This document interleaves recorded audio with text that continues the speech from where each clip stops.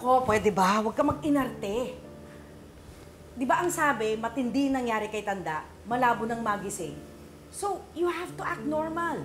We need to maintain our appearance na nalulungkot tayo sa nangyari sa lolo mo. Kaya, kailangan natin magpunta sa prayer vigil. Wearing that? Kinakaganyan. Siyempre, hindi ako magpupula. Pero, dahil gusto ko mag-celebrate, sinukat ko na lang to satisfy my urge. Ma'am, hindi ka pa talaga affected sa nangyari kay Lolo? Sino ba may sabing hindi ako affected? Of course, I'm affected. But in a positive way. Dahil hanggang ngayon, wala pang nakakasiwalat ng sikreto natin. Kaya, dapat magdiwang tayo. Let's see. Magdadala na lang ako ng alak. So, it is... vodka, you're the winner for tonight. Imbis na magdadala ako ng bote, isasalin ko na lang siya sa ibang lalagyan. Ma'am, please. Pwede ba? Hindi mo ba kayang kontrolin yung sarili mo kahit ngayon lang? Hindi pa nga tayo nakakalusot sa mga pulis eh. Yung fingerprints ko nasa kanila pa. Oo nga, kaya nga magbibihis ako, di ba magpapalit ako ng damit. Look, kahit hindi pa natin dapat problemahin si Lolo, hindi pa natin nalulusutan yung fingerprint matching na yan. Pero huwag kang mag-alala, malulusutan din natin yan. I'm sorry, Mom, but I can't. I can't be as confident as you, knowing that my future, my life, hangs on a balance now, knowing na yung mga fingerprints ko nasa mga pulis. Ma'am, kaya pwede ba huwag ka na makidagdag? Huwag kang gumawa ng drama doon, ha? Huwag kang gumawa ng gulo doon.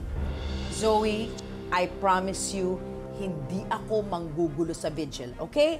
Cross my heart. O, sige na, magbibihis na ako.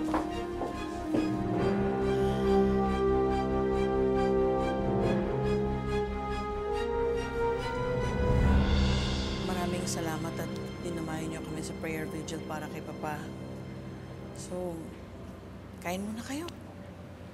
Thank you, ha? Lynette. Annalyn. Lynette, didiretsuhin na kita. Because I just really need some clarification. I mean, we all thought that Papa would survive the surgery and be able to recover. But then here we are. Bakit pa talaga siya nag-cardiac arrest? Ma'am Giselle, I'm sorry po talaga. Hindi po talaga namin alam yung eksaktong nangyari dahil wala po kami sa tabi ni Sir Pepe nung nangyari po yun. Pagpasok po kasi namin, ang nag-revive po kay Lolo ay si Doc Carlos po. Doc Carlos? Opo, siya po yung una naka-attend po kay Lolo. Ma'am Giselle, he did everything he could. We did everything we could. Actually, kung hindi nga po nakarating kagad si Doc Carlos, baka hindi po natin naligtas si Lolo Pepe.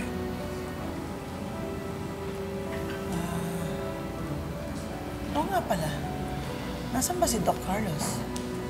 Ma'am, nasa labas lang po siya may kausap na doktor. Pero papasok din po yun maya-maya.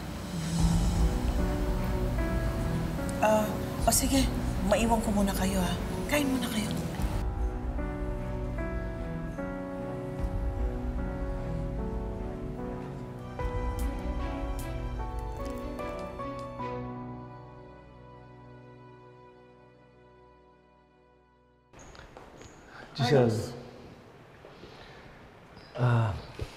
Giselle, sana hindi mo na nilipat ang father niyo dito sa Apex. Kaya naman namin siyang bantayan sa East Ridge. Yes, I know, pero mas mapapanatag ang loob ko kung nasa tabi ko lang ang papa ko. Besides, mas maigi sigurong dito magpagaling ang papa. Because anyway, Apex is our turf. It's nothing personal, Carlos. It's normal. I'll understand, Giselle. Excuse me. Doc Carlos, so, ikaw ba talagang nag-opera sa papa? Ako nga. Nag-assist si Annalyn at si Dr. Javier. At ikaw din lang nakasama niya nung nag-cardiac arrest siya. And even bago siya mag-cardiac arrest, right? Oo, ako.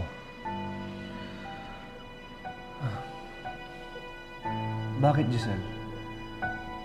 I was just wondering. Naging successful naman yung operation niya, di ba? Everything went well, everything went smoothly, and then all of a sudden, nag-cardiac arrest siya. Bakit? I mean, hindi ba siya nagising muna?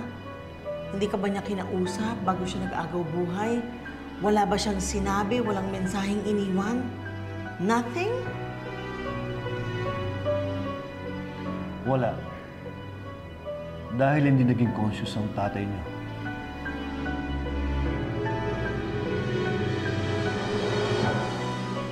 Hindi ka naman nagsisinungaling sa akin, ano? Giselle, bakit ako magsisinungaling sa'yo?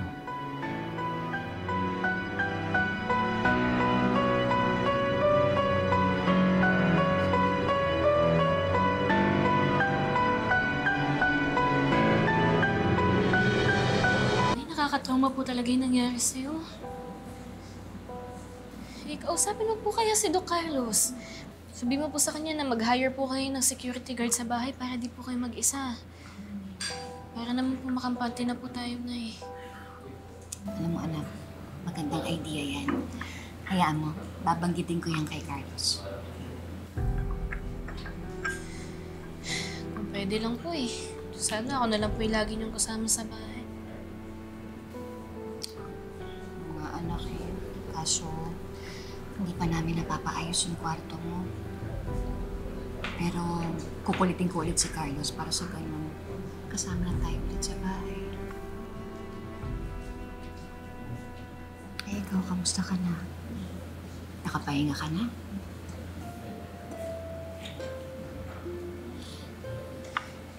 Ito po.